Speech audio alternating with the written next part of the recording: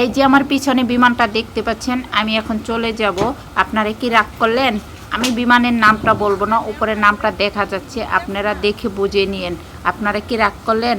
আমি চলে যাচ্ছি দেখে আপনাদের মন খারাপ? চিন্তা করেন না, আপনারা ডাকলে আবার চলে আসব। এই যে এই পাশে দেখাই দিছি হিন্দিতে লেখা, অপর পাশে দেখাইছিলাম ইংলিশে লেখা। যে যেটা বুঝে নিতে পারেন। এখন আমার সময় নেই, এখন আমি চলে যাচ্ছি। এখন বিমানে উঠবো। দেখতেই পাচ্ছেন বিমানটার সামনে আমার জন্য অপেক্ষা করতেছি। বিমানও স্টার্টিং হয়ে গেছে। হয়তো বেশি লেট করলে আমি উঠতে পারবো না, তাই আমি উঠতেছি। আপনারা দেখতেছেন আমি বিমানে উঠতেছি। একটু অপেক্ষা করতে থাকেন আপনারা। আমাকে যতক্ষণ দেখা যায় আমিও আপনাদের দেখি, আপনারাও আমাদেরকে দেখেন।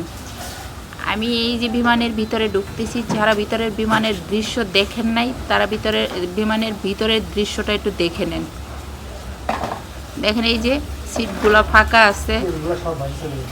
এখন আমি আস্তে আস্তে সামনের দিকে এগোচ্ছি, আর সামনে অনেক যাত্রীরা বসে আছে। তখন আমিও যাইয়া কি করব, একটু বসলাম। ভিতরে গিয়ে দেখি কি শান্তি আর শান্তি, বাহিরে এত শান্তি আর খুঁজে পাই নেই। তাই আপনারা কি রাগ করলেন আমি একটু বসছি দেখে?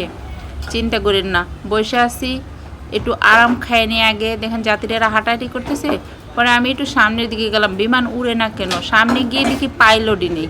এখন কি করব, বিমান তো নিয়ে যেতে হবে, তাই আমি পাইলটের সিটে বসে পড়লাম। আমি নিজেই নিয়ে যাব বিমানটাকে। দেখেন আমি স্টার্টিং ধরছি, ধরা মাত্রই দেখেন বিমান চালু হয়ে গেছে।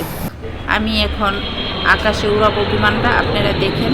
বিমানটা এখন অনেক উপরে উঠে গেছে, ওই যে দেখতে পাচ্ছেন নিচে ছোট ছোট গাছগুলো দেখা যাচ্ছে। এই পর্যন্তই আপনাদেরকে দেখালাম। আল্লাহ হাফেজ। আপনারা কি রাগ করলেন?